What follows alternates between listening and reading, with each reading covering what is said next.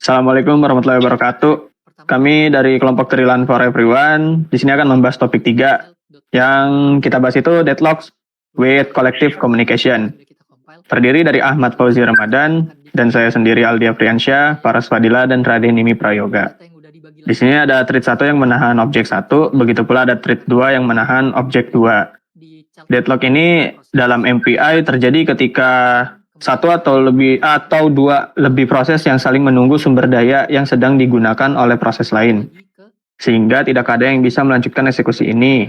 Ini menyebabkan kebuntuan atau stall, di mana program tidak pernah selesai atau berhenti bekerja.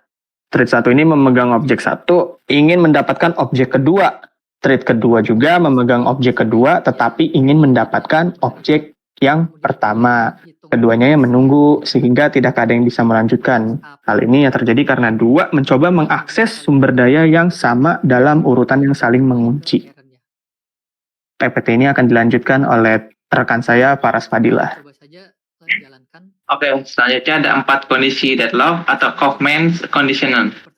Yang pertama itu ada mutual exclusion, yaitu sumber daya hanya bisa digunakan oleh satu proses pada satu waktu. Yang kedua itu ada hold and wait, proses yang memiliki satu sumber daya tetap menahannya sambil menunggu sumber daya lain. Yang ketiga itu no preemption, sumber daya tidak bisa diambil paksa dari proses lain, harus dilepas secara sukarela. Yang keempat itu ada circuit wait, ada siklus dalam rantai proses yang saling menunggu sumber daya.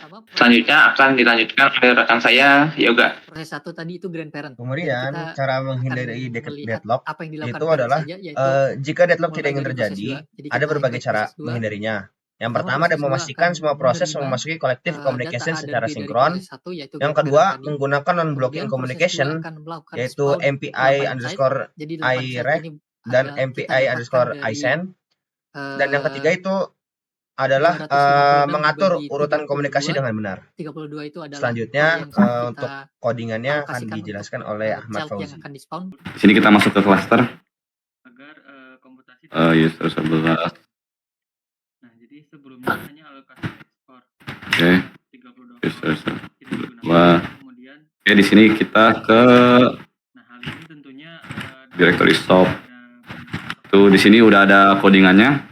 Tinggal kita jalanin. Sebentar. Oke. Yang tadi sudah Sini cara ngerunningnya MPI run. dari menggunakan dynamic process. Terus number of proses. Sini misalnya, kalau misalnya number proses di atas 4 nggak bisa di sini. Misalnya kita taruh 5 di sini deadlock MPI kita jalanin. Di sini apa namanya tulisan there are not enough slot available, berarti katanya nggak apa namanya tidak ada slot yang cukup buat menjalani 5 proses. Oke. Kalau misalnya kita di bawah 4 juga nggak bisa, kita taruh 3. Sini program ini membutuhkan minimal 4. Oke, coba kita jalani dengan 4. Oke, di sini kita bisa lihat di sini ada grup 1, proses 0, broadcast data 100.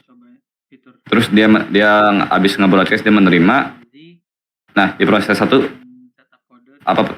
proses 1 keluar sebelum broadcast deadlock terjadi.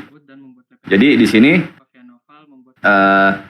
deadlock terjadi karena proses 1 keluar lebih awal sebelum mengikuti broadcast. Oke. Kita sekarang ke apa namanya kita benar ambil ke multicore SSH user 11 aduh. Oke, user 11 global user 11 global. Oke, di sini sama ada apa namanya directory stop, kita ke sini.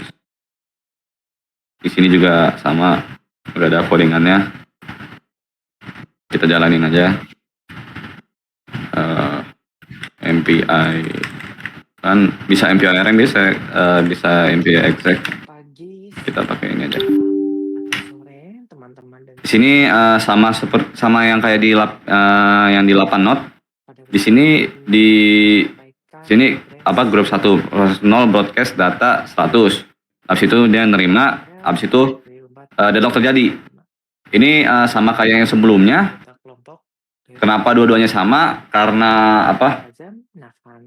Ya karena yang tadi yang dibilang proses 1 keluar lebih awal sebelum mengikuti broadcast. Makanya deadlock terjadi. Oke. Ini itu aja. Oke, kesimpulan yang didapatkan dari ini apa? Dari hasil riset kami dan kesimpulan yang kita dapatin deadlock terjadi di multicore dan cluster karena suatu proses keluar sebelum menyelesaikan komunikasi, menyebabkan proses lain menunggu data yang tidak pernah datang. Oke, sekian dari kami. Kurang lebihnya mohon maaf. Wassalamualaikum warahmatullahi wabarakatuh.